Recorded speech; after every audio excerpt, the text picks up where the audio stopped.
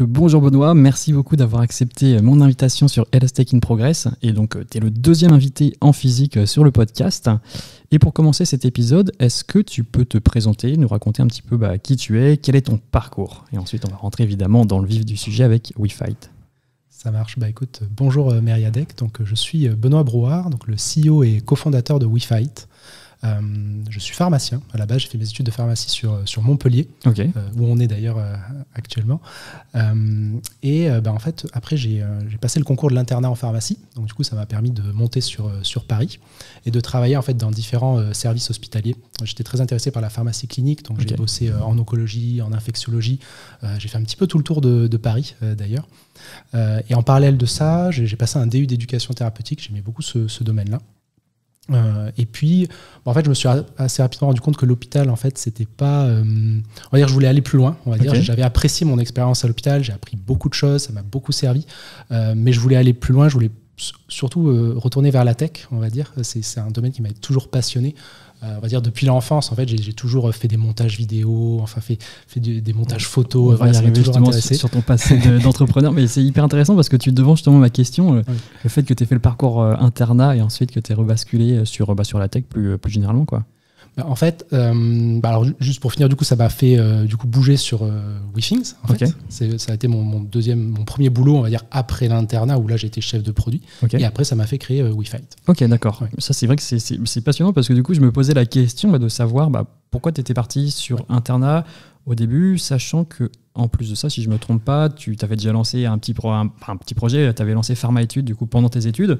Donc, tu avais quand même déjà touché à l'entrepreneuriat et tu as quand même tenté l'expérience sur l'internat au lieu de peut-être partir sur les filières industrie, donc peut-être un peu plus, qui se rapproche un peu plus de l'entrepreneuriat, si on peut dire ça comme ça. Ouais, c'est vrai. Alors, en fait, c'est Steve Jobs qui disait ça, c'est que quand tu regardes dans le passé, c'est toujours facile de connecter les points, tu vois, et de comprendre en fait pourquoi tu as fait tout ça. Mais quand tu es au moment présent, c'est plus difficile de comprendre ce que tu es en train de faire. Et on va dire que je procédais par élimination. Et en fait, j'avais pas forcément envie d'aller en officine. Donc j'ai tenté le concours de l'internat parce que j'avais envie de découvrir l'hôpital. Après l'hôpital, ça m'a plu, mais j'avais envie d'aller plus loin, donc je suis allé plutôt vers la tech. Et pour rebondir du coup sur Pharma-Études, c'est marrant l'histoire de Pharma-Études, c'est parce qu'en fait, je devais bosser l'été, trouver un job d'été. J'avais pas forcément envie de bosser en officine.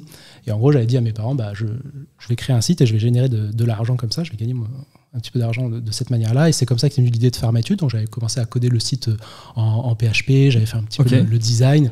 Et je m'étais dit, ça peut être cool de proposer à tous les étudiants de pharmacie des cours gratuitement pour eux. Et c'est parti comme ça.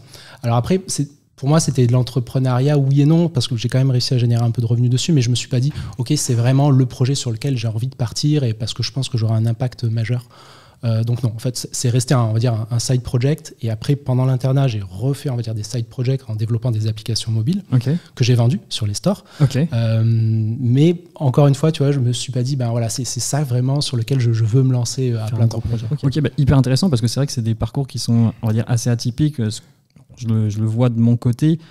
En pharmacie, on est quand même assez éloigné de l'entrepreneuriat. Je ne sais pas ce que tu en penses. Est-ce que justement tu as un avis là-dessus? Parce que c'est ce que je vois de mon côté, c'est qu'il y a des pharmaciens entrepreneurs, mais pendant les études, on est quand même éloigné de toutes ces thématiques, innovation, business, etc. Donc, ouais, c'est vrai, ça est en train de changer, c'est en train d'évoluer. Tu vois, par exemple, ils ont créé l'UE entrepreneuriat à l'internat sur Paris. Il y a de plus en plus de filières entrepreneurs qui se développent, je crois, dans la filière industrie. Mais c'est vrai que moi, quand j'ai commencé, c'était pas du tout d'actualité. Et non, en fait, je me suis pas orienté vers l'industrie. Parce que justement, il n'y avait pas de filière entrepreneur dans la filière industrie de pharma.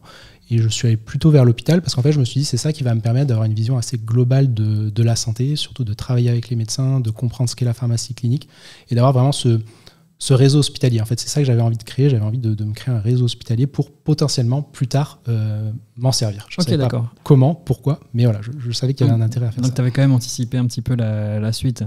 Et une autre question que j'aime bien poser, c'est peut-être de savoir, est-ce que justement dans ta famille, il y a un contexte entrepreneuriat? Est-ce qu'il y a des entrepreneurs? Est-ce que c'est quelque chose que tu as vécu dans ce milieu-là ou pas du tout? Ça t'est venu comme ça, la graine, elle a germé en toi naturellement? Ouais, non, alors pas du tout. Pour le coup, ma mère est enseignante et mon père dirigeait des centres culturels français à l'étranger. Ok. Donc non, c'est pas leur domaine. Et on va dire ça m'est venu un petit peu naturellement, voilà, de fil en aiguille. Et en fait, ce que j'aime en fait dans l'entrepreneuriat, c'est de se dire que tu prends une idée et tu la pousses au bout. En fait, voilà, tu as une idée, tu as un concept, tu vas en faire un produit, tu vas le vendre, tu vas essayer d'avoir un impact sur des patients, sur des utilisateurs. Et c'est ça qui me plaît en fait. Okay. Et au-delà de ça, au-delà justement de cet aspect professionnel, de l'entrepreneur, de construire, qu'est-ce qui te passionne en général dans la vie? Pour que nos auditeurs te comprennent, te connaissent bien aussi, pour bien savoir qui tu es. Ouais, c'est une bonne question. On va dire, j'aime bien apprendre en fait. J'aime bien tout le temps apprendre, tout le temps découvrir des nouvelles choses, ne pas m'ennuyer.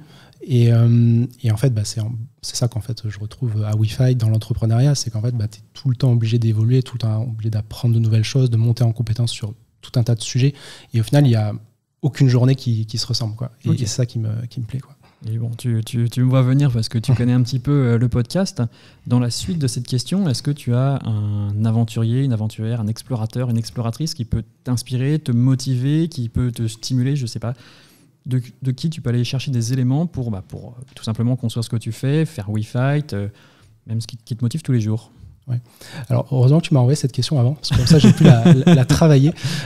Et en fait, ça vient d'un reportage de Netflix que j'ai vu récemment. Et en fait, c'est un alpiniste népalais qui s'appelle le Nim Purja. Okay. Et en fait, son objectif, ça a été de gravir les 14 sommets de plus de 8000 mètres en 7 mois. Oui, j'ai vu, c'était un sacré exploit, c'était énorme ce qu'il a fait. Alors que le précédent record, c'était 7 ans, quoi. Ouais. Et en fait, j'ai trouvé ça assez fou de se dire, déjà gravir l'Everest, c'est pas mal en soi.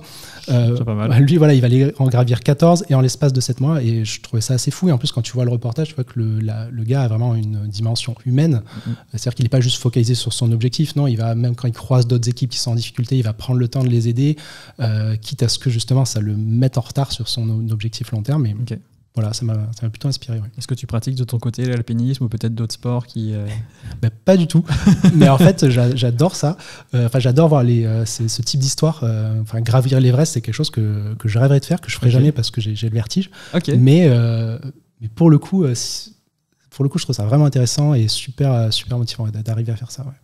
Te retrouver au sommet du monde. Rien n'est impossible. Hein. En plus, je pense que tu es bien placé pour le savoir avec WeFight, parce que du coup, tu pars de rien et puis tu arrives avec une équipe de 80 personnes et déployer énormément. Donc, pourquoi pas l'Everest, hein.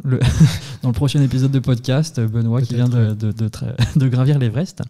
Et justement, WeFight, hyper intéressant. Donc, une question aussi que j'aime beaucoup poser aux entrepreneurs avec qui j'échange, c'est de savoir, donc là on va entrer dans WeFight, c'est de savoir quelle vision tu en avais, quelle vision tu avais justement de l'entrepreneuriat, de cette vraie aventure entrepreneuriale dans laquelle tu as décidé de te lancer consciemment, peut-être contrairement au premier projet que tu as lancé. Quelle vision tu avais justement de cet univers, de cet écosystème?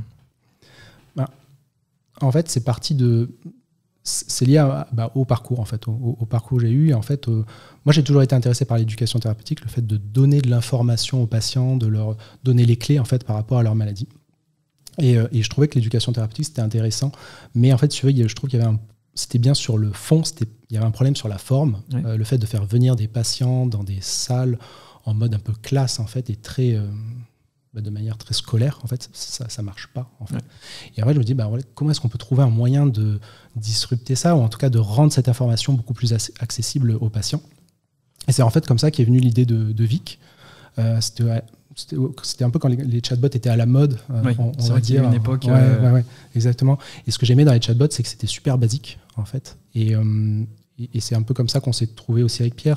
Mon associé, c'était de se dire, on va pas faire de la tech pour faire de la tech. C'est sa citation. Hein. Et on va essayer de faire une technologie qui est simple et vraiment plutôt une innovation d'usage pour les patients, et partir de quelque chose de très basique pour ensuite développer quelque chose de plus ambitieux. D'accord. Et donc justement, à propos de ton associé, donc vous êtes deux cofondateurs? C'est ça, okay. 2 cofondateurs. Ouais. Donc profil médical et profil technologique, ou de profil... Exactement, ouais, okay. Profil médical et tech. Ouais. L'association parfaite quand on entreprend dans la santé, c'est un peu ce que tout le monde rêve d'avoir comme équipe. Et c'est une petite question que je me suis rajoutée, là, je la vois sur ma liste, mais elle est hyper intéressante.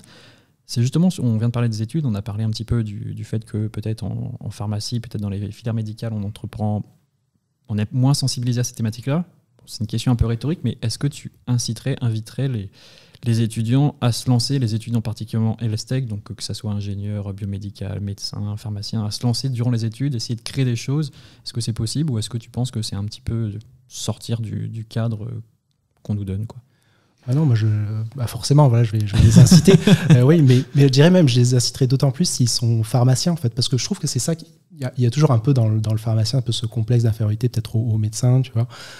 Et en fait, moi, je trouve qu'il faut pas l'avoir, surtout quand on veut entreprendre dans la santé, parce que je trouve qu'en tant que pharmacien, tu as vraiment une vision, tu as une vision très polyvalente en fait de la santé. Tu as touché un petit peu tous les domaines, là où le médecin va être très spécialisé dans son aire. Et pour le coup, je pense que c'est une vraie force pour entreprendre, quoi. Oui, complètement. Je suis d'accord, j'ai fait le même constat que toi. C'est vrai qu'on a la chance de toucher un petit peu à tout. Et donc, faut les pousser. Est-ce que justement, peut-être, tu interviens dans des masters, dans des choses comme ça, auprès d'étudiants pour les sensibiliser à ces thématiques-là? Alors oui, sur Paris, sur l'UE Internat Entrepreneuriat, oui, j'ai un cours tous les ans. Ouais. Faut qu'on t'invite du côté de Nantes parce qu'on est encore un petit peu en retard là-dessus. Donc, je t'enverrai une invitation pour ça. Et donc maintenant, on va rentrer dans le cœur du sujet, ce qui nous intéresse vraiment. On va parler de WeFight. Et la question facile, est-ce que tu peux nous présenter, est-ce que tu peux nous pitcher, nous expliquer ce que fait WeFight? Ouais. Alors WeFight, c'est une entreprise qu'on a créée en 2017. Donc on a développé Vic. Vic, c'est un compagnon virtuel pour les patients atteints de cancer et de maladies chroniques. D'accord. Et le but de Vic, en fait, ça va être de répondre à toutes les questions que les patients peuvent se poser sur leur maladie, et de les guider en fait vers une vie plus saine, donc en répondant à leurs questions bien sûr, mais aussi en rajoutant le médecin par exemple dans la boucle, pour faire du télésuivi, en les accompagnant avec des témoignages de patients, des vidéos, des articles créés par nos rédacteurs. On a vraiment cette dimension très contenue, on va dire. Il y a vraiment toujours cette idée originale de fournir du contenu aux patients, de l'éduquer, j'aime pas trop le terme, mais lui donner les bonnes informations pour gérer sa maladie. Ok, d'accord. Et donc aujourd'hui, WeFight, on est disponible dans une douzaine de pathologies, cancer, maladie chronique, parce qu'il y a un besoin d'accompagnement au long cours. Et on est présent en Europe, en Amérique du Nord et en Amérique latine. D'accord. Et je crois que c'était une question que je t'avais déjà posée dans un premier appel, dans un premier petit épisode de podcast, c'est de savoir justement comment vous alliez cibler vos aires thérapeutiques sur lesquelles que vous allez adresser. Oui, c'est une bonne question. En fait, on va regarder, est-ce qu'il y a un besoin d'accompagnement au long cours? Donc forcément, du coup, ça exclut toutes les pathologies chroniques. Et on va aussi regarder, est-ce qu'il y a un besoin côté traitement? Okay. En fait, est-ce que c'est des traitements qui nécessitent un accompagnement, qui nécessitent des informations spécifiques, qui entraînent des effets secondaires importants? Et donc, est-ce qu'il y a besoin de donner des informations aux patients pour savoir comment bien prendre ces traitements-là? D'accord, ok, donc c'est comme ça que vous les ciblez. Et si je ne me trompe pas aussi, vous commencez à externaliser entre guillemets la compétence que vous avez acquise en interne. Donc vous avez en effet les VIC, donc les chatbots, même plus que ça. Mais donc je crois que vous aviez aussi maintenant MedVic, Viking. Est-ce que tu peux nous présenter justement l'écosystème que vous êtes en train d'externaliser et qui donne encore plus de grandeur, un petit peu peut-être sur le modèle AWS, hein? Ouais, alors on n'externalise pas. Hein. Tout ce qu'on fait à WeFight est vraiment fait en interne. C'est vraiment partie de notre ADN de tout développer nous-mêmes. Oui, quand je dis externaliser, j'avais compris. J'avais compris, mais c'était pour préciser pour le podcast. Mais oui, ça fait partie de notre ADN en fait. Même, tu vois, on a développé en interne nos outils pour créer des VIC en fait. Okay. Donc là, on a des chefs de produits pharmaciens qui créent des VIC sans faire appel à l'équipe technique qui travaille sur notre plateforme. Et oui, en fait, on a développé notre écosystème. Donc on a VIC, c'est un peu le pilier, la partie immergée de l'iceberg. Et en fait, connecté à Vic, on va avoir MedVic, qu'on a lancé là très récemment, qui est une interface de télésuivi patient au travers de Vic. Et on a aussi DataVic, qui est là plus un dashboard SaaS pour visualiser des données agrégées. Et donc, en fait, mieux comprendre le parcours de soins des patients. D'accord, ok. Et donc, je crois que il y a aussi Viking qui va arriver, c'est ça? Alors, Viking, c'est l'interface qui permet aux chefs de produits pharmaciens de créer des VIC, de créer des nouveaux contenus, de mettre en place des règles aussi. Par exemple, si un utilisateur pose telle question, on pourra lui envoyer tel message X jours après. Voilà, c'est vraiment l'outil qui permet de monitorer, de créer des Donc, si moi je veux le faire, je pourrais m'en servir, l'exploiter peut-être à terme? Exploiter justement pour créer moi-même... Mes bots, mon suivi patient, comment ça... C'est une question qu'on s'est posée avec Pierre, c'est est-ce qu'on va rendre cette plateforme accessible à l'externe? Pour l'instant, on ne l'a pas fait, c'est un outil qui demande encore une certaine maîtrise, mais pourquoi pas plus tard. Donc du coup, elle est accessible pour l'instant que à vos équipes? Que à nos équipes, mais du coup à des équipes qui n'ont pas forcément un background tech. D'accord, ok, très clair. Et est-ce que c'est peut-être une stratégie que tu avais pensée dès le début? Donc, c'est-à-dire de développer WeFight, donc un petit peu en mode Amazon avec AWS, et donc du coup, apporter sur le marché tout ce que vous développez en interne. Alors en fait, depuis le début avec Pierre, on s'est dit on va tout développer en interne parce que c'est comme ça qu'on va développer les meilleurs outils. Ouais. En fait, il faut qu'on comprenne nos utilisateurs et en fonction de ça, on va créer l'outil. Au début, on avait utilisé des plateformes externes pour faire des bots, mais ça n'allait pas du tout parce que ça ne répondait pas à notre besoin. D'accord. Donc cette vision de se dire ok, on comprend le besoin de nos utilisateurs, on développe nos outils, ça c'est quelque chose qu'on avait depuis le début. Et pareil, de se dire on navigue, mais on veut aller plus loin. Et ben ça aussi, en fait, c'est aussi quelque chose qu'on avait en tête. J'ai retrouvé une slide de la levée de fonds la première levée de fonds qu'on avait fait, donc une slide qui date de 2018, et on montrait voilà que l'objectif c'est d'abord de travailler sur Vic, ensuite de partir sur les études, et ensuite de faire du télésuivi de patients. Et globalement, c'est à peu près ce qu'on a suivi. Tu viens de devancer ma question parce que j'allais te la poser juste après. C'était de savoir, je vais te la poser maintenant, donc, c'est de savoir justement si WeFight et donc tout ce que vous avez développé autour, ça ressemble à ce que tu avais en tête quand tu t'es lancé au J-, à J- avant de lancer. Est-ce que ça ressemble à ça ou pas? Oui, en fait, là, pour revenir à cette slide, en fait, quand on l'a regardé avec Pierre, on s'est dit, en fait, on n'est pas trop mal. On avait bien prévu ce vers quoi on voulait aller. Et globalement, à un an près, on est plutôt bon. Après, c'est une chose de faire une roadmap sur une slide, de tenir ses échéances et de la vivre. Ouais. Et pour le coup, vivre cette expérience, c'est quelque chose qu'on ne pouvait pas en fait anticiper et qui est génial en fait au jour le jour. Quoi. Ouais, complètement, ça doit changer complètement. Si on revient sur les défis plutôt auxquels vous faites face, quel était le plus gros défi auquel tu as fait face dans le passé? Et ensuite, je vais te poser la même question sur ce qui arrive. Mais dans le passé, quel a été le plus gros défi et peut-être justement comment tu l'as résolu?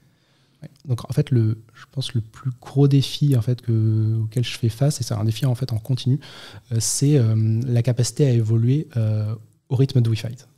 Parce que quand on a commencé avec Pierre, en fait, on était deux, donc forcément on devait être assez polyvalent. Après, il faut être capable de vendre, il faut être capable de lever des fonds. Et là, en fait, maintenant, l'idée, c'est de se dire comment est-ce qu'on... En fait, le plus gros défi, c'est d'être capable d'identifier où est-ce que tu es pertinent, où est-ce que tu ne l'es pas, où est-ce que tu ne l'es plus, et où tu dois devenir pertinent. Oui. Et ça, c'est assez dur, et c'est quelque chose qui se fait de manière constante au fur et à mesure que l'entreprise évolue. Et là, tout récemment, en fait, justement, j'ai réussi avec l'arrivée de nouveaux directeurs du coup, dans WeFight, l'arrivée de nouveaux managers, à prendre un peu plus de temps pour justement pouvoir me focaliser un peu plus sur les sujets stratégiques et sur les sujets de vision. Okay. Là, au final, je pense que je peux avoir le plus d'impact aujourd'hui. Et peut-être pour les auditeurs qui nous écoutent et qui entreprennent justement dans la health tech, est-ce que tu as des astuces justement pour identifier à quel moment tu sais que tu es plus important enfin, pas plus important, mais à quel moment tu sais qu'il faut que tu délègues une tâche, à quel moment tu sais justement que voilà, il va falloir recruter sur tel ou tel poste? Est-ce que tu as identifié un peu un pattern, même toi, mental, intérieur de toi, tu te dis ok, là, il faut que je mette quelqu'un de plus compétent que moi à ce sujet-là? Alors, j'ai toujours en tête de dire il faut que je mette quelqu'un de plus compétent que moi sur tel et tel sujet. Parce qu'en fait, quand tu crées une boîte, il faut être polyvalent, mais après, il faut recruter des personnes spécialistes. Oui. Et encore une fois, c'est Steve Jobs qui disait ça, je recrute des gens pour me dire quoi faire, pas pour leur dire quoi faire. Et je trouve que c'est une citation assez intéressante. Donc, il y a toujours cette idée de recruter des personnes meilleures que moi. Okay. Et après, comment est-ce que tu identifies quand tu n'es plus pertinent? C'est quelque chose qui est assez dur. Et au final, je pense qu'il faut le voir quand tu sens justement que la personne de ton équipe est devenue meilleure que toi sur ce sujet-là. Quoi. Ou que tu vois que tu n'es plus à son niveau. Et donc à ce moment-là, tu peux te dire que là, c'est bon, je peux lui faire confiance, elle y va, et moi, du coup, je peux me focaliser sur d'autres sujets. Il faut quand même avoir du recul, je suppose, c'est-à-dire qu'il faut mettre un petit peu son ego de côté, ça doit quand même se faire mal quand on se rend compte que on n'est plus compétent. Est-ce que c'est quelque chose qui est agréable à vivre? Comment ça se passe? Ouais, mais c'est vrai qu'il y a tu me fais penser à des questions là-dessus, c'est pour ça que je te les rajoute en direct. Non, mais t'as raison, et c'est vrai qu'il y a une vraie question d'ego où...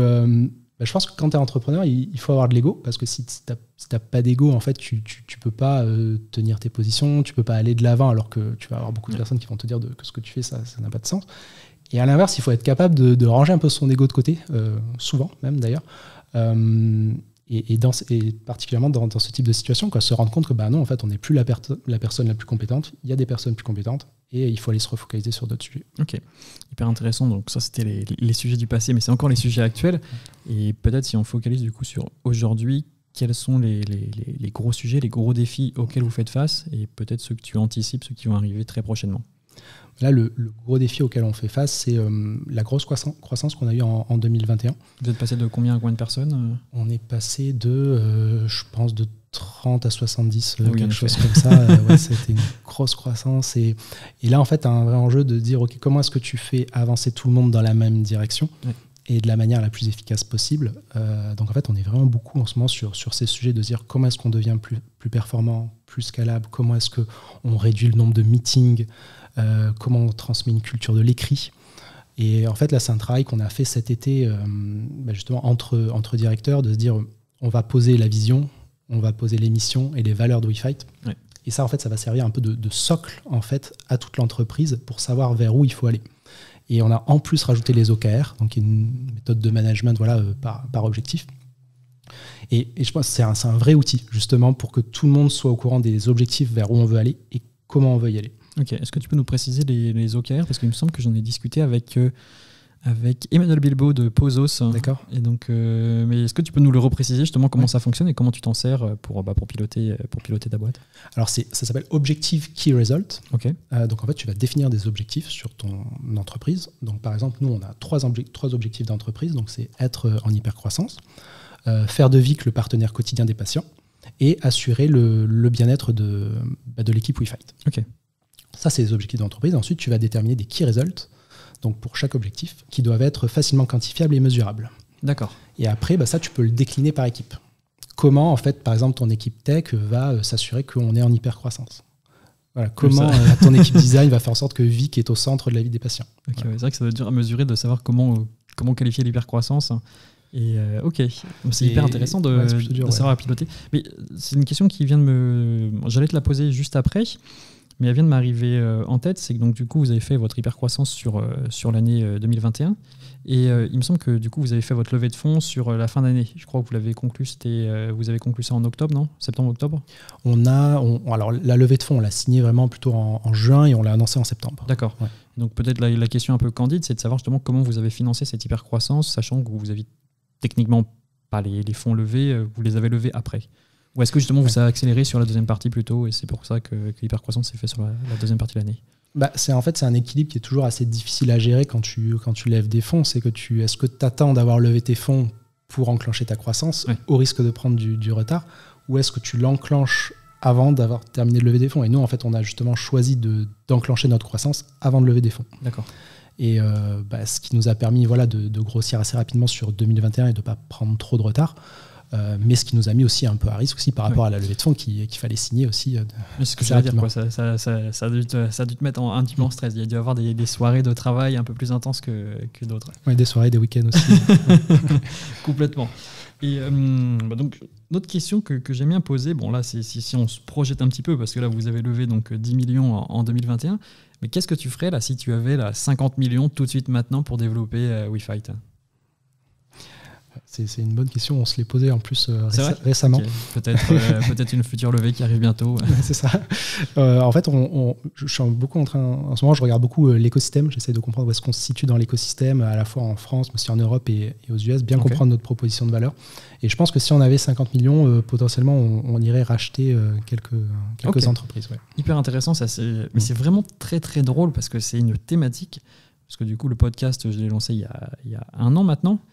Et c'est une thématique qui devient, on va dire, récurrente, redondante depuis 2 mois. Depuis 2 mois, les personnes avec qui j'échange me parlent tous de ces thématiques d'acquisition, de ces thématiques il faut justement associer les forces, il y aura forcément des consolidations. Est-ce que peut-être tu arriverais à m'expliquer pourquoi les gens en parlent spécifiquement? Là, ça fait 2-3 mois que j'entends vraiment cette thématique revenir et quasiment dans tous mes épisodes. Et c'est pas parce que je les aborde, c'est justement, souvent ça vient dans le fil de la discussion. Donc... En tout cas, moi, je l'ai constaté en faisant de la veille. Il y a eu beaucoup de rapprochements de manière incessante, beaucoup de fusions dans la health tech. Ouais. On voit que l'écosystème est en train de se consolider. Et du coup, je pense qu'il faut qu'on se consolide nous aussi si on veut résister. Ouais. On y arrive parfaitement. On arrive au parfait moment parce que j'allais te poser des questions sur l'écosystème. Et si on continue juste un petit peu justement sur cette thématique de fusion-acquisition, on sait qu'il existe, on sait qu'il y a par exemple des fois des grosses structures, des gros labos, des gros acteurs qui vont aller acheter des boîtes pour les tuer, quoi. Comment on peut faire pour lutter contre ce type de pratique qui ne bénéficie pas à terme à l'écosystème? Grosse question. Ouais, grosse question, ouais. Du coup, plutôt voir comment est-ce que tu préserves ton indépendance en fait, par rapport à d'autres entreprises. Ouais. On est en train de le voir un peu émerger en ce moment avec des gros acteurs, tu vois, comme Doctolib ou Alan, qui font des rachats. Et justement, pour le coup, ça montre qu'en fait, il n'y a pas que l'industrie pharma, au final, qui peut racheter des boîtes dans la health tech aujourd'hui. On a des gros acteurs qui sont en train de se développer. Ok. Mais pour consolider leur position, parce que, par exemple, là, si on prend l'exemple très récent de Resilience qui a racheté Betterrise, il y a vraiment une utilité. Donc, on sait que Betterrise va continuer à vivre au sein de Resilience, quoi. Il y a toujours le risque des fois de grosses structures qui achètent un concurrent tout simplement pour l'évincer. Je ne sais pas comment on peut faire justement. Je ne sais pas si c'est quelque chose qui arrive aussi peut-être dans d'autres pays. Est-ce que c'est... voilà. Parce que moi, ce que j'ai vu dans les rachats, c'est clairement ça. C'est des boîtes qui vont racheter d'autres entreprises pour prendre des parts de marché, pour accélérer sur une certaine thématique, quoi. D'accord, ok. Et autrement, de façon plus générale, qu'est-ce qui te plaît, qu'est-ce qui te ne plaît pas dans notre écosystème health tech ? Ouais. C'est une grosse question aussi. Je pense que des grosses questions. Ce qui me plaît, on va dire que, surtout en France, si on regarde en France ce qui s'est passé récemment, il y a le remboursement du télésuivi qui arrive, il y a Mon Espace Santé qui s'est lancé. On voit en tout cas que sur Paris, l'écosystème il est en train de se consolider. Il y a Future for Care qui est arrivé, Paris Santé Campus. Donc ça c'est intéressant, ça montre que vraiment l'écosystème prend une nouvelle dimension. Ce qui me plaît moins, mais ce qui est en train de changer, c'est... On va dire que quand on a commencé à lever des fonds avec Pierre en 2018, on va dire que côté investisseur, soit tu te tournais vers des investisseurs plutôt tech, mais qui allaient du coup regarder des métriques d'entreprise tech, soit tu avais plutôt des investisseurs côté biotech, mais qui là n'étaient pas habitués à investir des petits montants, on va dire. En tout cas, les montants plus adaptés à une entreprise de tech. Et du coup, tu étais toujours un petit peu, tu savais pas trop vers qui te diriger. Et ça, c'est quelque chose qui a changé. Maintenant, on voit des investisseurs qui ont une vraie expertise dans la health tech. Et pour le coup, c'est un vrai signe de maturité du marché, quoi. Complètement. Et peut-être qu'est-ce qu'on pourrait faire pour augmenter justement les fonds disponibles pour les startups, les entreprises françaises, parce que forcément, c'est toujours le thème récurrent de la comparaison avec les États-Unis, même peut-être à plus petite échelle avec l'Allemagne ou l'Angleterre. Qu'est-ce qu'on pourrait faire pour augmenter ces financements, pour augmenter ces fonds disponibles pour nos startups health tech ? Là, on voit que c'est en train de changer aussi. En 2022, quand tu regardes la courbe des investissements qu'il y a eu en France et le nombre de licornes, là, on voit sur LinkedIn avec Cédric O qui poste beaucoup à l'arrivée de chaque nouvelle licorne. Donc, c'est en train d'arriver. Et en fait, je pense que c'est en train d'arriver aussi un petit peu comme ce qui s'est passé aux États-Unis il y a peut-être 10-15 ans. Je ne sais pas si tu as en tête le terme de PayPal Mafia. Non, en gros, c'est tous les fondateurs de PayPal qui ont revendu PayPal, donc Elon Musk, Peter Thiel, et qui aujourd'hui sont au board en gros, de toutes les grosses startups de la Silicon Valley. Oui. Et en fait, on est en train d'avoir ça, je pense, en France maintenant, avec des entrepreneurs comme Xavier Niel qui ont pu générer de l'argent et maintenant investir cet argent via Kurma, mais créer l'école 42. Il y a le fondateur de Criteo, de VP. Et tous ces investisseurs, ils réinvestissent leur argent pour permettre l'éclosion de nouvelles startups et ainsi de suite. Et donc, je pense qu'on... Du coup, c'est une bonne chose d'avoir des investisseurs comme ça qui sont un petit peu omnipotents, qui sont présents dans plein de startups, concurrentes, même pas concurrentes. Est-ce que c'est une bonne chose ? Je ne sais pas du tout. Je dirais que oui, parce que ça veut dire qu'il y a de l'argent, ça veut dire qu'il y a de l'argent qui est réinvesti, ça veut dire qu'on peut faire plus de levées, des levées plus grosses. Donc oui, je pense que c'est clairement une bonne chose. Ok. Autre grosse question, vu qu'on est habitué des très grosses questions, qu'est-ce qu'on pourrait faire de mieux pour faire émerger des champions health tech français ? Je crois que tu m'avais parlé précédemment du dispositif DIGA, par exemple, qui était utilisé en Allemagne. Est-ce que c'est quelque chose qui est enviable ? Est-ce que c'est quelque chose qu'on doit mettre en place ? Parce que je crois que tu m'avais parlé justement du fait qu'il y avait quand même certaines limites, que c'était pas énormément utilisé, qu'il y avait des défis. En plus de ça, c'était encore une brique qu'on rajoutait, qu'il y avait des défis derrière ce dispositif. Est-ce que tu as identifié peut-être encore d'autres solutions ? Et puis on peut même revenir sur DIGA d'ailleurs. Oui, sur DIGA, oui, on voit que les Allemands étaient précurseurs là-dessus. Après, quand on commence à creuser le sujet, on se rend compte qu'au final, il y a eu à peu près une vingtaine d'apps qui ont accédé au remboursement, mais au final, elles sont très peu prescrites parce que les médecins ne sont pas forcément au courant qu'il y a ce système-là. C'est en train d'arriver en France, cette méthode de remboursement, vers le remboursement du TSUI aussi. Donc ça, c'est extrêmement intéressant. Et je pense que c'est ça, en fait, qui va permettre de faire émerger des nouveaux acteurs. Mais reste cette problématique d'arriver à onboarder les médecins, d'arriver à onboarder les patients dans les outils, quoi. Et comment on peut faire, et peut-être quelle est la sauce secrète de WeFight? Comment vous faites justement pour onboarder ces professionnels de santé qui, on le sait, n'ont pas le temps, ne sont pas disponibles pour faire leur veille sur le marché, même des fois pour recevoir des visiteurs médicaux? Est-ce que vous avez identifié une sauce secrète plutôt au début? Parce que forcément, je pense que la notoriété faisant, maintenant, ça va être plus simple de se déployer. Comment vous avez levé ces premières barrières au tout début? Alors justement, au début, on s'est dit on ne va pas passer par les médecins, en fait. Et on s'est dit, on va faire Vic. Et Vic, ça va être une solution pour les patients. Et on va directement s'adresser aux patients pour faire connaître Vic, en fait. Parce que tout de suite, on s'est dit, passer par les médecins, ça va être un vrai goulot d'étranglement. Ils ont autre chose à faire, en fait, que de prescrire un outil. Et aller faire du porte-à-porte pour convaincre tous les médecins, ça nous prendrait beaucoup trop de temps. Donc nous, on s'est dit, on va plutôt passer par les patients, par les associations de patients, par les réseaux sociaux. Et on va dire que maintenant que oui, on a acquis une certaine légitimité, c'est plus facile justement d'aller convaincre certains praticiens justement d'utiliser Medvic. D'accord, mais je suppose qu'au début, forcément, quand tu t'es adressé aux patients, il y avait une grosse question autour du business model. Parce que forcément, je ne sais pas si peut-être au début, je ne sais pas du tout si le patient était votre payeur ou non, ça a été plutôt une étape pour ce qui se passe ensuite.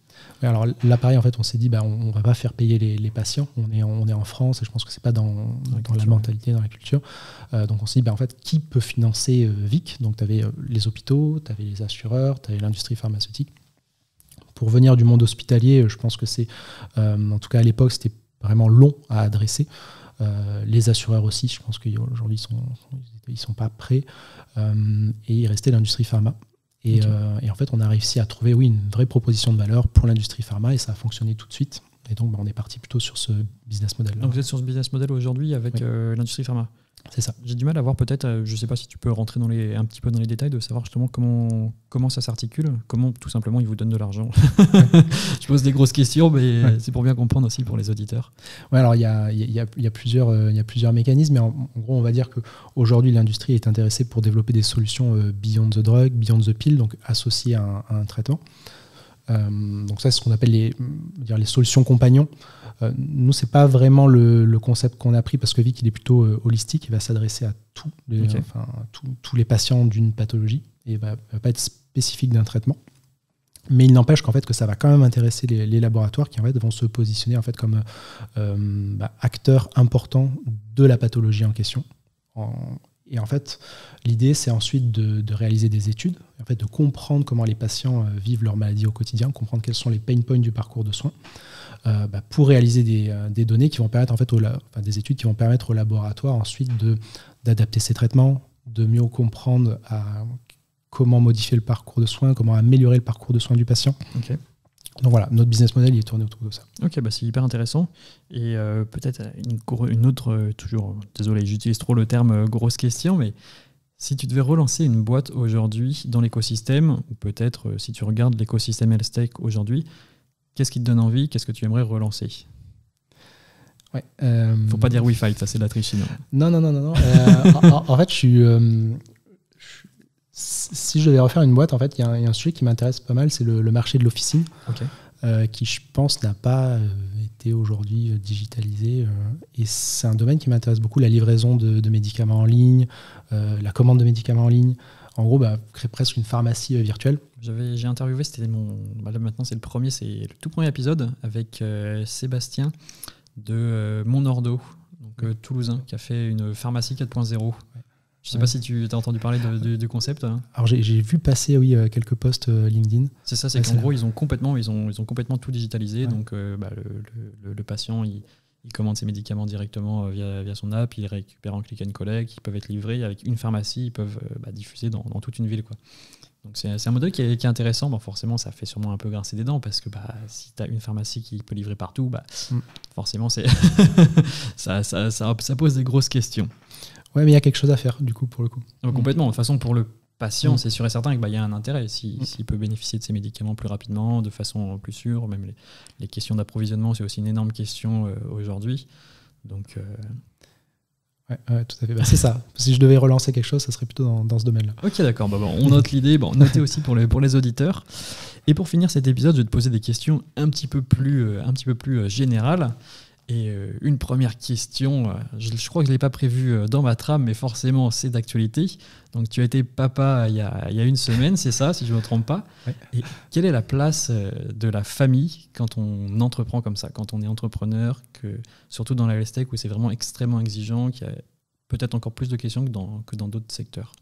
Comment tu jongles avec les deux mondes ? Comment tu vas jongler avec les deux mondes ? Ouais, c'est pas facile. Je pense qu'en fait, il faut...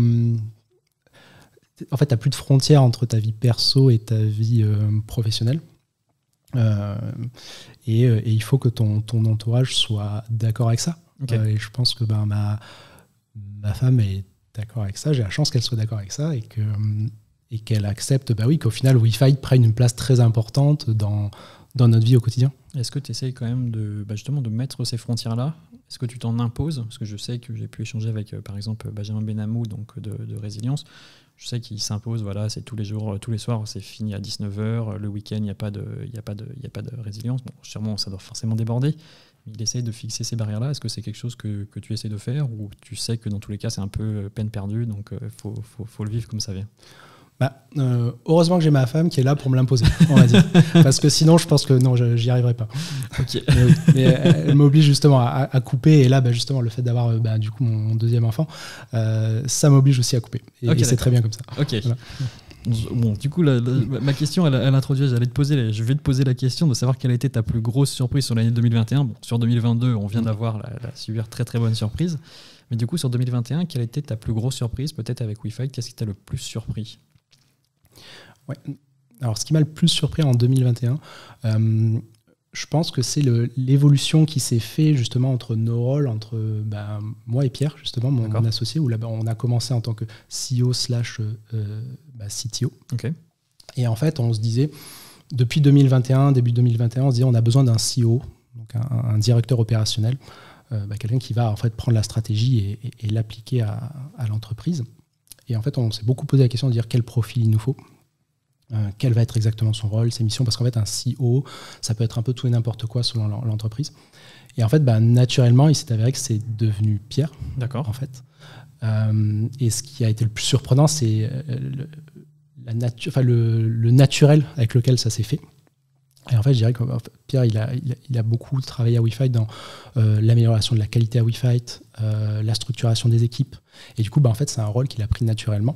Et en fait, je pense que c'est ça qui a été peut-être le plus surprenant en 2021, de voir à quel point on était capable de s'adapter.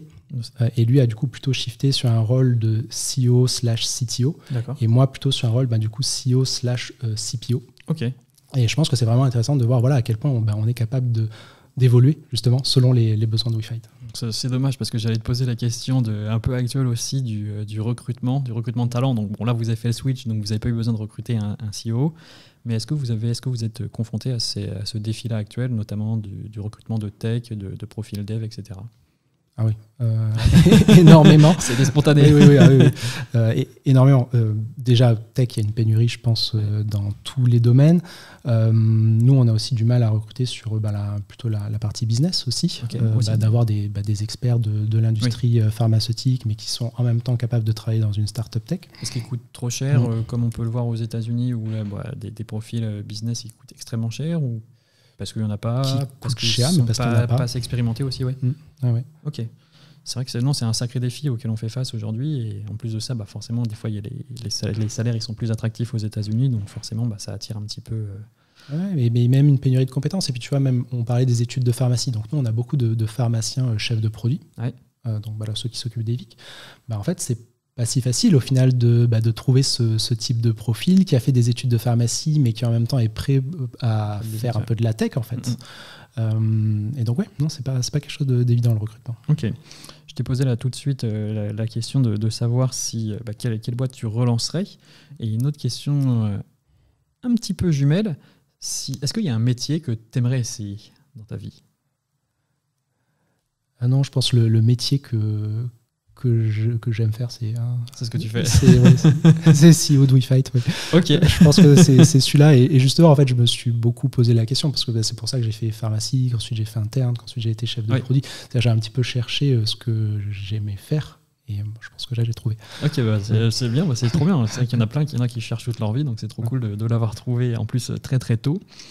Et pour finir ce podcast, 2 petites questions encore, donc assez classiques sur ce genre de thématique. Est-ce qu'avec ton recul, est-ce que tu as un conseil concret, je sais que j'insiste toujours sur le mot concret, à donner à nos auditeurs qui entreprennent dans la health tech, qui veulent entreprendre dans la health tech? Oui, c'est une bonne question. Enfin, je dirais, il ne faut pas avoir peur. N'ayez pas peur. Ok. Ouais, comment tu fais pour ne pas avoir peur? C'est très dur. C'est très dur. Il ne faut pas avoir peur de l'échec, il ne faut pas avoir peur du succès, pas avoir peur d'avoir des ambitions. Okay. Mais oui, il ne faut pas avoir peur, sinon on ne peut pas entreprendre. Ouais, est-ce que tu as déjà eu peur ou pas? Plein de fois, et il faut réussir à surmonter cette peur. Ouais. Donc le défi, c'est finalement de surmonter cette peur. Ouais. Okay. Et dernière question de l'épisode, est-ce qu'il y a une question que tu aurais aimé que je te pose durant cet épisode? Écoute... C'est la question piège. Ouais, c'est la question piège. Est-ce qu'il y a une question qu'est-ce qui te drive? De quoi tu es le plus fier à WeFight? Ok. Ouais. Donc de quoi tu es le plus fier à WeFight? Et je pense que c'est l'équipe qu'on a créée. Je pense qu'on a créé une vraie belle équipe avec des profils pharmaciens, des profils tech, des profils commerciaux, une équipe qui est sur Paris, qui est sur Montpellier, qui est à Berlin, et une équipe aussi multiculturelle. Okay. On a de plus en plus de profils qui viennent de différentes origines parce qu'on se développe à l'international. Et oui, je dirais que c'est de ça dont je suis fier. Une sacrée fierté. Et vous allez juste pour terminer, vous allez monter à combien de personnes dans l'équipe? C'est quoi les objectifs peut-être sur 2022? Là, on essaye de calmer un peu. Déjà, on est 70, ça fait déjà une belle équipe. Donc on essaye de ralentir un peu et de se dire, voilà, avec cette équipe-là, jusqu'où on peut aller. Quoi. Okay. Ok, très clair. Merci beaucoup en tout cas Benoît d'avoir accepté mon invitation. Donc, merci aussi d'avoir participé en direct, parce que je sais que c'est toujours un petit peu plus difficile que quand on fait ça à distanciel. Mais merci beaucoup et puis bravo pour ce que vous faites avec WeFight. Et puis on espère que vous allez mettre des VIC dans les mains de tous les patients chroniques et permettre aux pharmaciens de développer eux-mêmes leurs outils. Donc on attend ça avec impatience. Merci beaucoup. Merci à toi. À bientôt.